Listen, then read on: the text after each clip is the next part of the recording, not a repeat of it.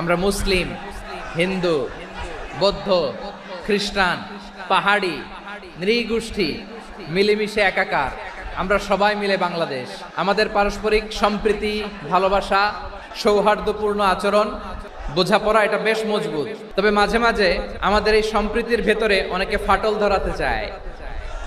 আমরা যে সুখে আছি, শান্তিতে আছি, এটা অনেকের ভালো লাগে না। দুর্বৃত্তদের ব্যাপারে আমাদের সাবধান থাকতে হবে, আমরা সংঘবদ্ধ থাকবো। এই যে আমাদের পিসফুল কোএক্সিস্টেন্স, শান্তিপূর্ণ সহাবস্থান। যেদিন হিন্দুদের পূজা অনুষ্ঠান, আমরা ওই দিন তাফসির মাহফিল করি না, ঠিক কিনা বলেন? যেদিন আমাদের তাফসিরুল কোরআনের প্রোগ্রাম, ওই দিন আমাদের হিন্দু ভাইরা ডিস্টার্ব করে না। সুবহানাল্লাহ। হিন্দুদের পূজা অনুষ্ঠানে আইন শৃঙ্খলা বাহিনীর পাশাপাশি মাদ্রাসার ছাত্ররা যে সেখানে পাহারা দেয়। গোটা পৃথিবীতে এই দৃষ্টান্ত আপনি পাবেন। রব্বুল আলামিন বলেন, গোলাম ও আমার ইমানদার বান্দারা, শোনো শোনো, লা তাসুবুল্লাযীনা ইয়াদউনা মিন দুনিল্লাহ ফায়াসুবুল্লাহা আদওয়াম বিগাইরি ইলম। ও আমার বিশ্বাসী বান্দারা, যারা আল্লাহকে ব্যতি রেখে দেব দেবীর পূজা করে, তোমরা খবরদার তাদের গালি দিও না। যদি ওই দেবতাদেরকে গালি দাও, তাহলে ভুলবশত, শত্রুতাবশত তারা তোমাদের রব আল্লাহকে গালি দেবে, ঠিক কি না? কোনো ধর্মকে ছোট করা যাবে না। অন্য ধর্মকে ছোট করা মানে ইসলামকে ছোট করা। আর অন্য ধর্মের দেবতাকে যদি আপনি গালি দেন, ওরা ইসলাম থেকে দূরে সরে যাবে। যাও ইসলামের প্রতি আকৃষ্ট হয়েছিল, আর কোনোদিন ইসলামের ধারে কাছে আসবে না। আওয়াজ করে বলেন, ঠিক কিনা? এজন্য কখনো কোনোদিন অন্য ধর্মের দেবতাদেরকে গালি দেয়া যাবে না। অন্য ধর্মের কোন দেবতাদেরকে আমরা গালি দিব না। আমরা তো মুসলমান বসতে পারি না। আমরা দুই মুসলিম ভাই একসাথে বসে চা খেতে পারি না, গল্প করতে পারি না। বিষ্ণু ইসলাম মুশরিকদের সাথে ট্রিটি করেছেন, হুদাইবিয়ার সন্ধি। এটাকে বলে সুলহে হুদাইবিয়া, the peace agreement of Hudaibiya, শান্তি চুক্তি। মদিনায় যে বিষ্ণু ইসলাম মদিনা চার্টার করলেন, মদিনা সনদ।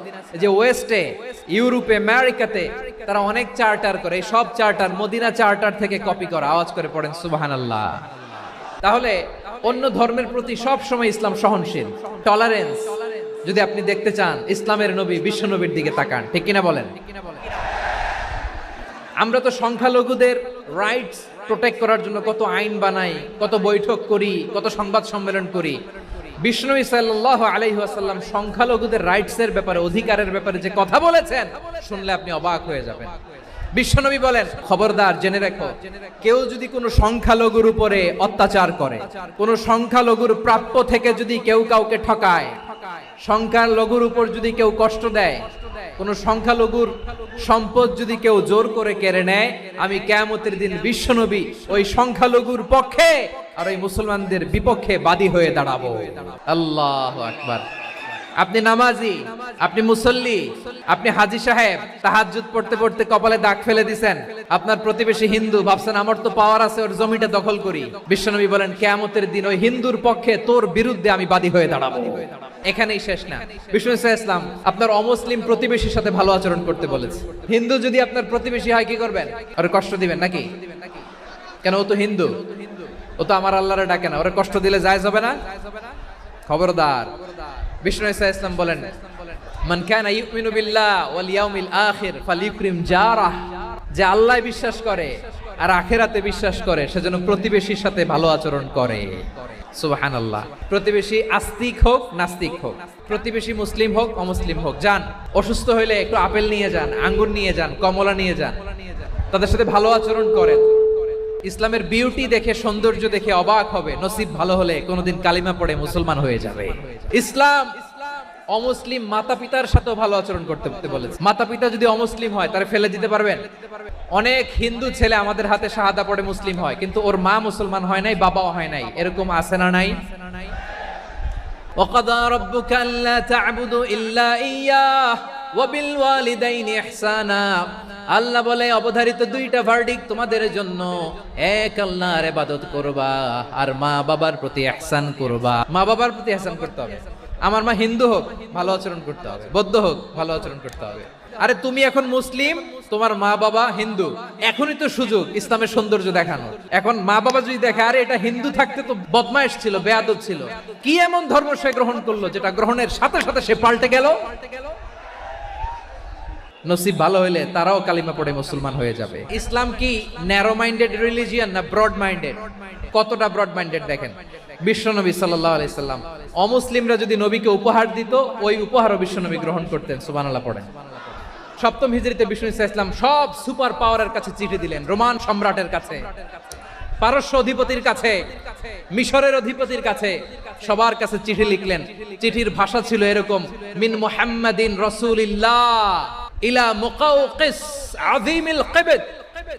মুহাম্মদ রাসূলুল্লাহর পক্ষ থেকে মিশরের বাদশার কাছে, আসলিম তাসলাম, ইসলাম মানো শান্তিতে থাকবা, সালামুন আলা মান ইত্তাবা আল হুদা, শান্তি তার জন্য যে হেদায়েতের অনুসরণ করে। সুবহানাল্লাহ পড়েন। তো এই চিঠি অনেকে ভালোভাবে রিসিভ করেছে, অনেকে এই চিঠি পাওয়ার পরে নবীর কাছে আবার ইন রিটার্ন উপহার পাঠিয়েছে। তাহলে অমুসলিম কেউ যদি আপনাকে উপহার দেয়, হালাল উপহার হলে আপনি গ্রহণ করতে পারবেন। শুধু তাই নয়, বিষ্ণু ঈসা ইসলাম অমুসলিমদের সাথে আর্থিক লেনদেনও করেছেন, ফিনান্সিয়াল ডিলিং করেছেন। অমুসলিমদের সাথে প্রয়োজনে আপনি ফিনান্সিয়াল ডিলিং করতে পারবেন।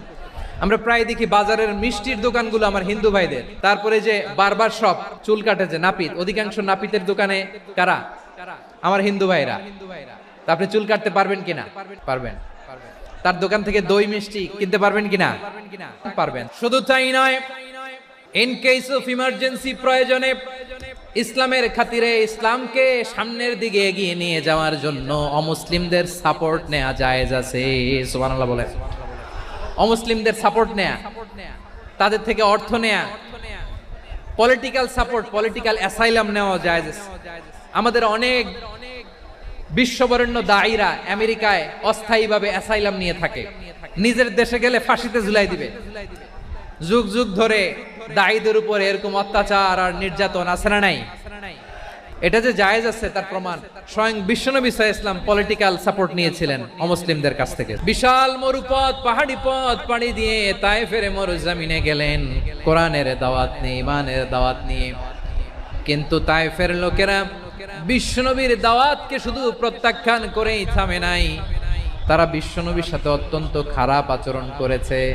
প্রিয় ভাইরা, তায়েফের ছেলেরা নবীকে রক্তাক্ত করলো। আমার নবী কই যাবে? কই যাবে? মক্কায় জায়গা নাই, তায়েফে জায়গা নাই।